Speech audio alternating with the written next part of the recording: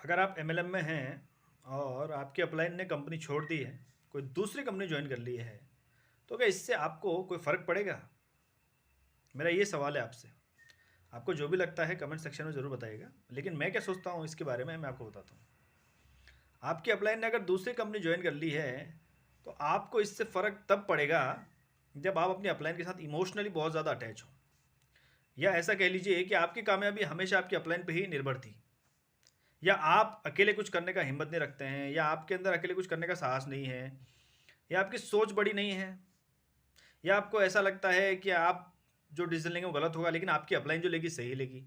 अगर ये सब चीज़ें आप सोचते हैं ना, ये सब चीज़ें आपके अंदर हैं, तो डेफिनेटली आपकी अपलाइन अगर कंपनी बदलेगी या कंपनी छोड़ेगी तो उनके साथ आप भी निकल लेंगे। और इसमें गलत भी नहीं है, कुछ सही भी है, लेकिन सबकी प्रेफरेंसेस अलग अलग होती है, सबके सपने, सबकी सोच अलग अलग होती है, सबको अलग अलग चीज़ें चाहिए। ऐसा नहीं है कि आपके अपलाइन को चिकन बिरयानी बहुत पसंद है तो आपको भी पसंद होगी, राइट? तो एक छोटी सी एक नॉर्मल चीज़ खाने में भी इतना फ़र्क है, तो सोचिए आपकी थिंकिंग में कितना फ़र्क होगा। लेकिन नेटवर्क मार्केटिंग में आमतौर पे ऐसा होता है कि हम लोग सक्सेसफुल अपलाइन को फॉलो करते हैं क्योंकि हमको भी उनके जैसा बनना होता है कहीं ना कहीं लाइफ में, तो इसलिए हम उनसे बहुत ज़्यादा प्रभावित हो जाते हैं। लेकिन जैसे जैसे आपका नेटवर्क मार्केटिंग में समय गुजरता जाता है, आप बहुत ज़्यादा टाइम स्पेंड करते हैं नेटवर्क मार्केटिंग बिजनेस में, तो आपको एक चीज़ क्लियर हो जाती है कि आप लाइफ में वही बनते हैं जो आप बनना चाहते हैं, दूसरा जो बनना चाहता है वैसा नहीं बनते हैं। बात समझ है मेरी आप? तो यही चीज़ यहाँ पर लागू होती है। आपकी अपलाइन ने अगर कंपनी छोड़ी है, कोई दूसरी कंपनी ज्वाइन करी है, तो इससे आपको मेरे हिसाब से ज़्यादा फ़र्क नहीं पड़ना चाहिए। अगर आप बहुत ज़्यादा समझदार हैं ना, आपको फ़र्क नहीं पड़ेगा। लेकिन आपकी अगर समझ बहुत कम है तो आपको बड़ा फ़र्क पड़ेगा। आपको लगे अरे यार मेरी अपलाइन ने कंपनी छोड़ दी, अब मैं क्या करूँ? अरे मैं भी उनके पीछे पीछे चल लेता हूँ। पीछे पीछे चलने वाला आदमी कभी लीडर नहीं बनता, राइट? अमिताभ बच्चन की फिल्म का डायलॉग है ना, हम जहाँ खड़े हो जाते हैं लाइन वहीं से शुरू हो जाती है। तो इस तरह की सोच जिस इंसान की होती है ना, वो किसी के पीछे पीछे नहीं चलता। और एक अच्छी अपलाइन कभी भी ये नहीं चाहेगी कि उसकी डाउनलाइन उसकी फॉलोअर बने। ये पॉइंट आप माइंड में रखिएगा याद हमेशा। कोई भी ग्रेट अपलाइन, अच्छी अपलाइन, जो अच्छा इंसान है ना, वो कभी भी ये नहीं चाहेगा कि उसकी डाउनलाइन या उसकी टीम का बंदा एक फॉलोअर बने। हर अच्छी अपलाइन, हर अच्छा लीडर यही चाहेगा उसकी टीम का बंदा उससे भी बेहतरीन लीडर बने। बात समझ रहे हैं?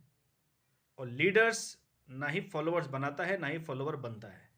लीडर लोगों को जागृत करता है।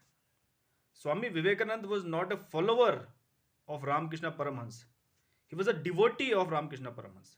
डिवोटी और फॉलोअर में बड़ा फर्क होता है। आप फॉलोअर किसी के भी बन सकते हैं, लेकिन डिवोटी आप उसी के बन सकते हैं जिसने आपको अंदर तक प्रभावित किया हो।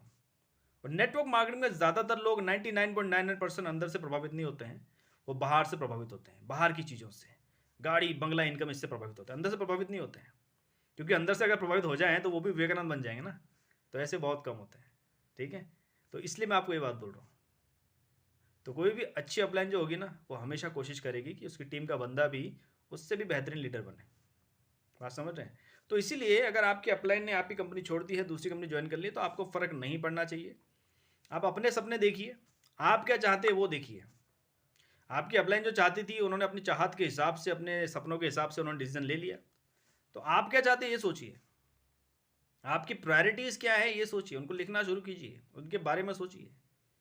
बात समझ रहे हैं? आप क्या चाहते हैं इसके बारे में ध्यान दीजिए। ठीक है, इसके ऊपर ध्यान दीजिए, अपलाइन को ध्यान मत दीजिए, वो तो गई। आपको क्या करना है, क्योंकि आप भी किसी की अपलाइन है, आपको भी बहुत सारे लोग आपकी तरफ देख रहे हैं। ठीक है, जो भी इनिशियल स्टेजेस में है अपने लाइफ के, वो आपके जैसा बनने की ख्वाहिश रख रहे हैं। बाद में उनको भी समझ में आ जाएगा कि दूसरे के जैसा बनने वाली जैसी कुछ बात नहीं है। इंसान कभी भी दूसरे के जैसा नहीं बन सकता, वो अपने जैसा ही बनता है, अपने आप को अपडेट करता है, दूसरे जैसा नहीं बन पाता है। ठीक है, तो मुझे ऐसा लगता है कि अगर आपकी अपलाइन ने कंपनी छोड़ दी है, ठीक है, तो उनके पीछे जाने की कोई ज़रूरत नहीं है। आप क्या चाहते हैं उस चीज़ के पीछे जाइए।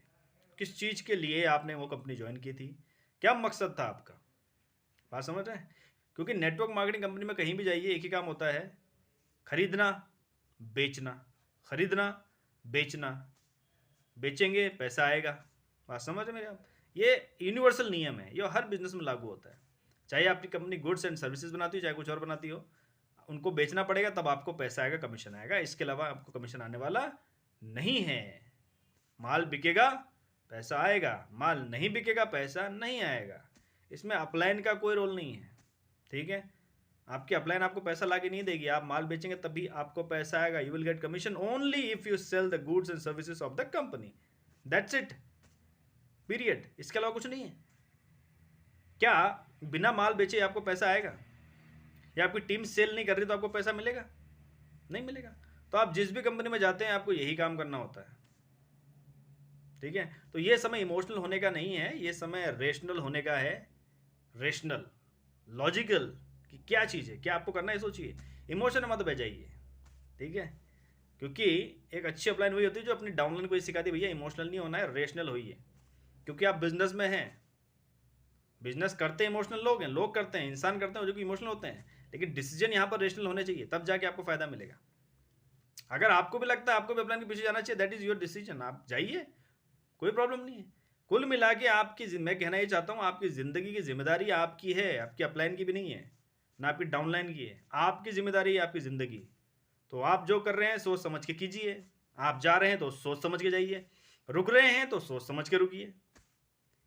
कल को ये नहीं होना चाहिए कि अरे यार मैं तो अपलाइन के पीछे चला गया, मेरा कुछ हुआ नहीं, अरे यार मैं तो यहीं रुक गया, यहाँ मेरा कुछ नहीं हुआ। Never blame any one for your failure. आप समझ रहे हैं? अपने फेलियर के लिए कभी किसी दूसरे को ब्लेम मत कीजिए। आपकी लाइफ है, डिसीजन आपको लेने हैं, कौन रोक रहा है आपको? कोई रोकने वाला तो है नहीं, खुद ही रोक रहे हैं अपने आप को। अगर आपकी अपलाइन कंपनी बदल दी है तो उनको भी वहाँ जाके जीरो से शुरू करना पड़ेगा, क्योंकि हमको अमिताभ बच्चन तो है नहीं कि दूसरी कंपनी वाले हमको लाखों करोड़ का पैकेज देख के खरीद लेंगे, ठीक है। जहाँ भी आप जाओगे जीरो से आपको शुरू करना पड़ेगा, जहाँ आप थे वहीं पहुँच जाओगे वापस।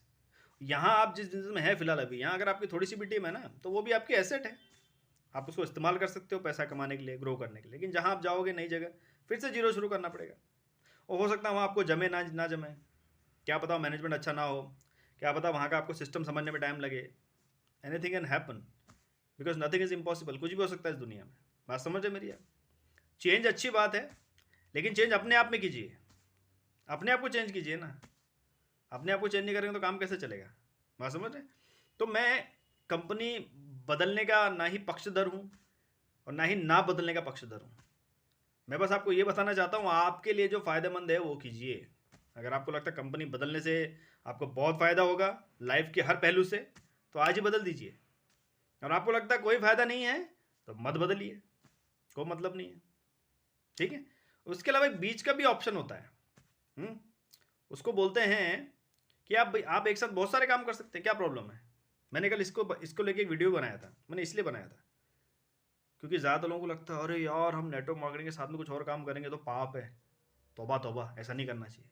बहुत लोग ऐसा सोचते हैं, बहुत ज़्यादा ज्ञानी लोग ऐसा सोचते हैं, लेकिन ये बहुत बड़ा बेवकूफ़ी वाला सोच है। बुरा मत मानेंगे मेरी बात का, लेकिन ये सच्ची बात है। आपको मैं एग्जाम्पल देता हूँ, आप जिस भी इंडस्ट्री में बताइए, आप मेरे को किसी भी इंडस्ट्री का एग्जाम्पल लीजिए किसी सक्सेसफुल आदमी का, मैं आपको बताऊंगा वो क्या क्या करता है, ठीक है। जितने भी बड़े बड़े फिल्म स्टार्स हैं, जितने बड़े बड़े क्रिकेटर्स हैं, आपको पता है विराट कोहली के रेस्टोरेंट चलते हैं, रेस्टोरेंट्स हैं उसके, दिल्ली और दूसरे शहरों में भी रेस्टोरेंट्स है विराट कोहली के। बात समझ रहे मेरी? आप आशा भोसले का भी रेस्टोरेंट है इंग्लैंड में, यूके में है, इंग्लैंड में है कि स्कॉटलैंड है, कहाँ मुझे याद नहीं, शायद स्कॉटलैंड में है। आशा भोसले सिंगर है बहुत बड़ी, उनका रेस्टोरेंट है। बात समझ रहे मेरी आप? सुनील शेट्टी का भी बिजनेस है। अब अंबानी साहब हो गए, अदानी हो गए और टाटा, ये तो सब नामे जाने माने नाम है, बड़े हैं, इनके बारे में तो आप जानते हैं, इनकी बहुत सारी कंपनीज चलती है, ठीक है। तो ऐसे जितने भी कामयाब लोग हैं ना, वो लोग एक इनकम पे डिपेंड नहीं है, ना ही एक ही प्रोफेशन के, उनके बहुत सारे प्रोफेशंस हैं, अलग अलग प्रोफेशन से वो पैसा कमाते हैं। कहानी समझ में आ रही है आपको मेरी? रितेश देशमुख, विलास राव देशमुख के बेटे, बॉलीवुड एक्टर, वो आर्किटेक्ट भी हैं, पता है आपको? डिज़ाइनिंग भी करते हैं, आर्किटेक्चर भी है, वो काम करता है आर्किटेक्ट का, डिज़ाइन भी करते हैं, ये आपको पता है? तो आपको ऐसा लगता है कि अरे यार मैं नेटवर्क मार्केटिंग के साथ में कोई और भी काम करूंगा तो लोग मेरे बारे में क्या सोचेंगे, ये आप सोचते हैं, इसलिए आप फंस जाते हैं। ऐसा मत सोचिए, ठीक है, ऐसी सोच गलत है, इससे आपको बहुत ज़्यादा नुकसान होने वाला है, ठीक है। किसी की बात मत सुनिए, सोचिए मत, स्टडी कीजिए सक्सेसफुल लोगों को, तब आपको पता चलेगा। आप सोचोगे अरे यार सुनील आर्या तो सही बोल रहा था, यार वो लोग तो कितने काम करते हैं एक साथ, और मुझे तो एक और काम करने में दर्द हो रहा था, मुझे लग रहा था मेरी बेइज्जती हो जाएगी, लोग मेरे बारे में क्या सोचेंगे, क्या सोचेंगे आपके बारे में यार, क्या सोचेंगे? कुछ नहीं सोचेंगे, कुछ सोचने वाले नहीं हैं, सब अपने बारे में सोचते हैं। तो आप भी अपने बारे में सोचिए, ओके। तो मुझे लगता है आपको मेरी बात समझ में आई होगी। अगर आपको लगता है मेरी बात में कुछ सेंस है ना, तो कमेंट कीजिएगा, मुझे बताइएगा कि नहीं सही बोल रहे हैं आप। और अगर आपको लगता है बिल्कुल नॉनसेंस है, मेरी